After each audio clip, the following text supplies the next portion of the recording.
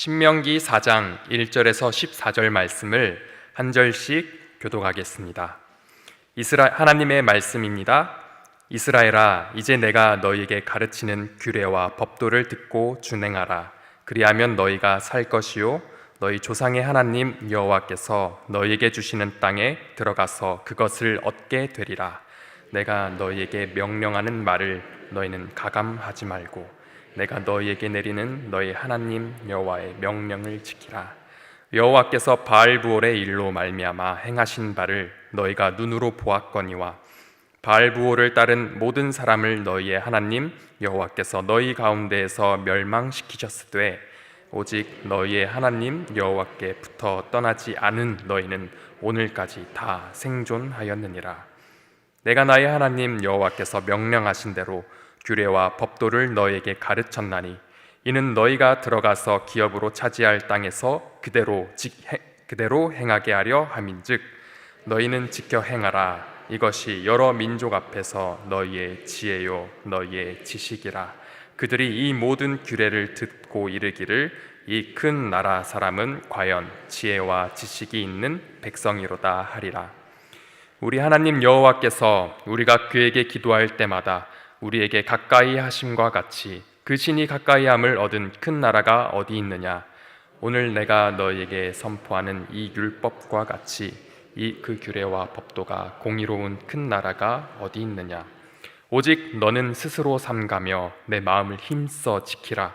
그리하면 내가 눈으로 본 그 일을 잊어버리지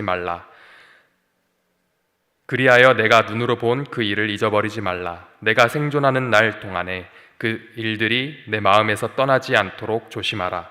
너는 그 일들을 내 아들들과 내 손자들에게 알게 하라. 내가 호렙산에서 내 하나님 여호와 앞에 섰던 날에 여호와께서 내게 이르시기를 나에게 백성을 모으라.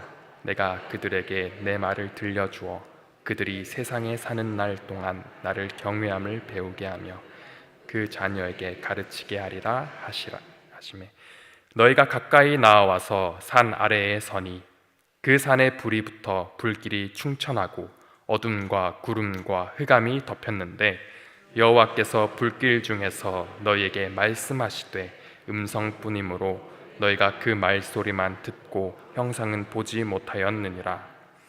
여호와께서 그의 언약을 너희에게 반포하시고 너희에게 지키라 명령하셨으니 곧 십계명이며 두 돌판에 친히 쓰신 것이라. 그때에 여호와께서 내게 명령하사 너에게 규례와 법도를 교훈하게 하셨나니 이는 너희가 거기로 건너가 받을 땅에서 행하게 하려 하심이니라. 아멘. 오늘 본문 신명기 4장에 오기까지 모세는 신명기 1장부터 3절까지 3장까지 이스라엘 백성으로 하여금 가나안 땅으로 들어가도록 독려합니다. 그리고 하나님의 말씀대로 그 땅에 들어가 그 땅을 차지할 것을 확신할 것을 강조합니다. 그리고 오늘 본문은 하나님께서 약속하신 땅에 들어가서 어떻게 살아야 하는지를 알게 합니다. 하나님께서 약속하신 가나안 땅에 들어가 차지하는 방법을 알려줍니다. 잠깐 우리가 재산으로서 그 동산 중에서 부동산인 땅을 늘리는 방법에 대해서 생각해 봅시다. 땅을 사려면 먼저 무엇이 필요하죠? 당연히 돈이 먼저 필요하겠죠. 돈만 있다고 땅 중에 황금알을 낳아줄 땅을 골라 살 수 있는 것은 아닙니다. 좋은 땅을 사려면 좋은 정보도 필요하겠죠.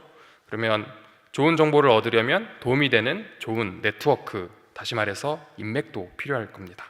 이 외에도 더 많은 노력을 기울여야 내가 원하는 그 땅을 차지할 수 있을 것입니다. 땅 하나 사는데 이렇게 어렵고 복잡합니다. 하지만 오늘 본문에서 하나님께서는 하나님의 백성 이스라엘에게 말씀하십니다. 그 땅에 들어가 차지하기 위해서 필요한 것은 다름 아닌 듣고 준행하는 것이라고 말합니다. 하나님의 백성인 우리가 들어가야 할 땅은 영원한 하나님 나라입니다. 하나님을 모르는 자들은 제산상의 땅을 한 뼘이라도 더 차지하려고 전심전력을 기울입니다. 혹은 땅이 언감생신이라면 주어진 현실에서 잘 살기 위해 지혜와 지식을 얻고자 노력합니다. 하지만 우리 하나님의 백성이자 하나님의 자녀된 우리는 하나님 나라를 소망하며 살아갑니다. 그리고 하나님 나라에 들어가기 위해, 그 구원을 얻기 위해 우리는 전심전력하여 오직 하나님의 말씀을 따르고자 날마다 기도합니다. 그리고 세상의 어떤 지혜와 지식보다 하나님 말씀을 따라 살고자 하는 마음의 중심엔 바로 하나님 사랑이 있습니다. 하나님 사랑이 어떻게 하나님의 말씀에 순종하는 시작점이 되는지 신명기 6장 5절과 요한복음 14장 21절을 함께 봉독할 텐데요. 신명기 6장 5절과 요한복음 14장 21절 말씀입니다. 시작. 너희는 마음을 다하고 뜻을 다하고 힘을 다하여 내 하나님 여호와를 사랑하라. 나의 계명을 지키는 자라야 나를 사랑하는 자니 나를 사랑하는 자는 내 아버지께 사랑을 받을 것이요 나도 그를 사랑하여 그에게 나를 나타내리라. 아멘. 나의 계명을 지키는 자라야 나를 사랑하는 자니, 이것을 반대로 말하면 나를 사랑하는 자는 나의 계명을 지킨다입니다. C.H. 맥킨토시는 이 앞의 말을 이렇게 표현합니다. 하나님의 계명에 대한 온전한 순종은 그분에 대한 사랑의 표현이요 그분의 사랑을 받게 되는 비결이다. 하나님께서 약속하신 땅에 들어갈 유일한 방법은 하나님의 말씀을 지켜 행하는 것입니다. 그것이 우리가 추구해야 할 지혜이며 지식입니다. 우리에게 살면서 터득한 많은 삶의 지혜와 지식이 있겠지만 하나님의 백성에게 참 지혜와 지식은 하나님의 말씀을 지켜 행하는 것입니다. 신명기 4장부터 이제 본격적으로 하나님께서 어떤 말씀을 하셨는지 그 내용들을 모세가 이스라엘 백성에게 전합니다. 하나님의 말씀이 무엇인지 상세하게 전하고자 합니다. 그런데 모세가 하나님의 말씀을 전하기 위해 4장 1절부터 14절까지 계속해서 반복하여 직접적으로 언급하거나 혹은 간접적으로 암시하며 강조하는 이 말씀의 주체를 강조합니다. 즉 모세 자신이 지금 하고 있는 이 말이 실은 누구의 말씀인지를 계속해서 강조하는 것입니다. 한번 제가 조사를 했는데요. 쭉 나열해 보겠습니다. 1절에는 하나님 여호와께서, 2절 하나님 여호와의 명령을 지키라, 3절 여호와께서, 그리고 뒤에 너희의 하나님 여호와께서, 4절에 오직 너희의 하나님 여호와께서, 5절에 나의 하나님 여호와께서 명령하신 대로, 6절에 이 모든 규례, 이것은 누구의 규례죠? 우리가 다들 알고 있다시피 하나님의 규례입니다. 7절엔 우리 하나님 여호와께서, 8절 이 율법은 하나님께서 주신 율법이죠. 9절 그 일, 그것은 시내산에서 하나님께서 현현하신 일이며, 10절에는 특히 더 많이 강조하고 있습니다. 함께 10절을 봉독해 볼까요? 오늘 본문 신명기 4장 10절 말씀입니다. 성경에서 찾아 읽겠습니다. 내가 호렙산에서 내 하나님 여호와 앞에 섰던 날에 여호와께서 내게 이르시기를 나에게 백성을 모으라. 내가 그들에게 내 말을 들려주어 그들이 세상에 사는 날 동안 나를 경외함을 배우게 하며 그 자녀에게 가르치게 하리라 하시매. 아멘. 10절에선 내 하나님 여호와께서 내게 이르시기를, 내가 즉 하나님께서 내 말을, 즉 하나님의 말씀을 들려주어 나를 경외함을, 하나님을 경외함을. 이어서 11절에 보면 산에 불이 붙어 불길이 충천하고 어둠과 구름과 흑암이 덮였는데 이는 하나님께서 시내산에 현현하신 모습을 묘사한 것이고, 계속해서 12절에 여호와께서, 13절에 여호와께서, 14절에 여호와께서.